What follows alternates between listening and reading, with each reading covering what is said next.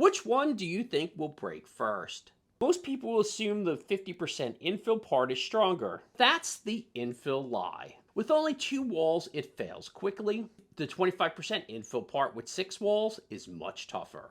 And we're going to break them so you don't have to.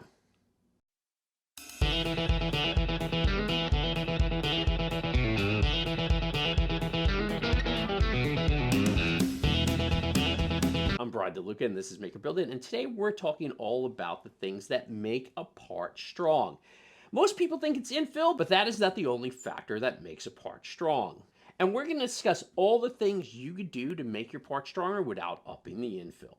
But first, let's test these parts and find out how many newtons of force it takes to break each. Let's just take a look at the difference in infill. So this is 2 walls with a 50% infill, and this is 6 walls with a 25% infill. And you can see the drastic difference in the wall thickness. Now let's get these tested. We're starting out with our 2 wall 50% infill. Let's see how many newtons of force it takes to crack the bridge.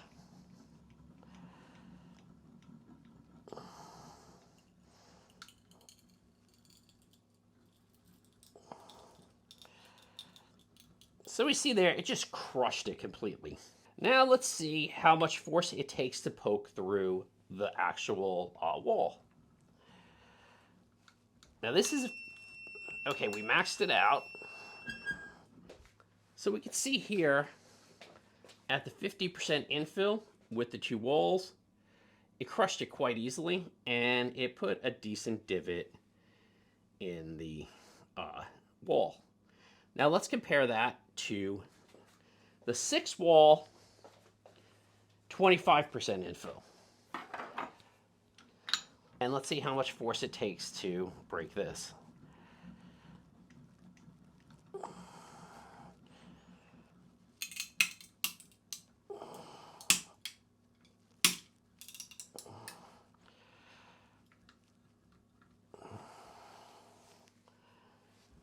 Okay, now we're just gonna see how much force it takes to get through the wall.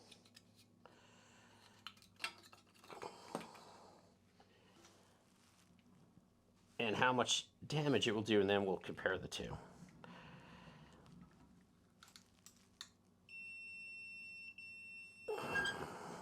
Let's look at these two up close. So, as we could see, it did break it. As far as coming straight down on it and trying to put pressure on it, this hole's decently bigger. I would say it's probably almost twice the size. We could measure it, but I would say it's twice the size. So what are some of the other things you could do to make prints stronger? I'll show you how walls could beat infill, why orientation can change everything, and which material usually holds up under stress. By the end, you'll know what's worth tweaking and what is 3D printing placebo. Strength comes mostly from the outside, your walls. Infill is more like scaffolding. It keeps the shape from collapsing, but it's not carrying the real load. Adding more infill makes your part heavier and makes it take longer to print. After about 20 to 40%, the benefits are really small.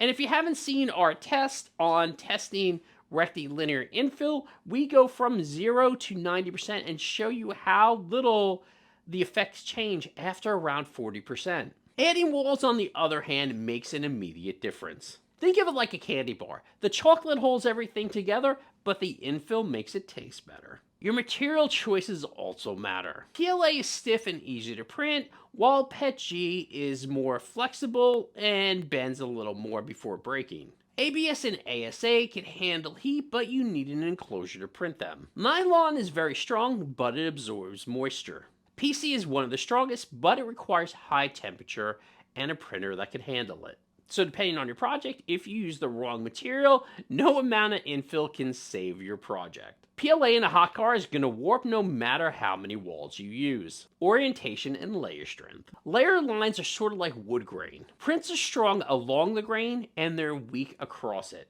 If a load pulls across the layer, that's where it usually fails. That's why certain infills are better for strength. Always align your print so the layers work with your load. Shells, line width, and the tops and bottoms of prints. You gotta think of walls like this. They're the armor of the print. For strong prints, adding 4 to 6 walls matter more than cranking up the infill. Increasing the line width also makes each pass of the plastic stronger. Use enough top and bottom layers also, especially where the part takes pressure or holds bolts. 2 walls and a lot of infill is sort of like an aluminum can stuffed with bubble wrap. 6 walls with low infill is more like a brick. Layer height, temperature, and cooling. Layer bonding depends on area, heat, and cooling. Thicker layers fuse better, hotter temps improve adhesion, and less cooling means stronger connections. Use 60 to 75% of your nozzle size for layer height. And always print on the higher end of your filament range. And keep cooling low when you want strength.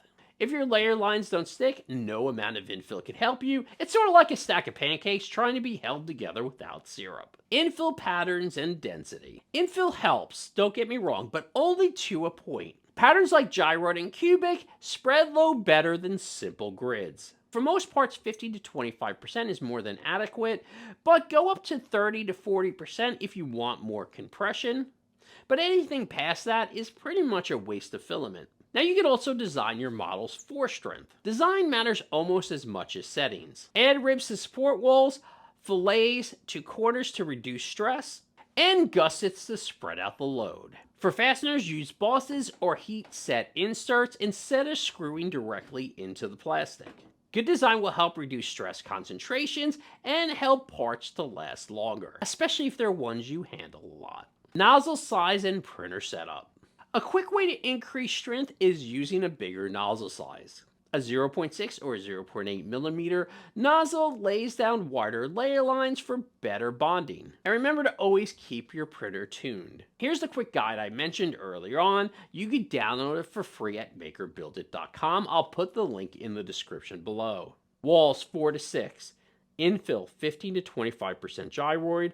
Line width 120 to 140% of nozzle.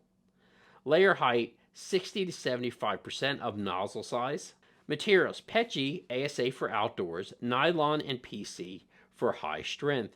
Temperature high end of the filament range. Cooling low or off. Nozzle larger equals stronger walls.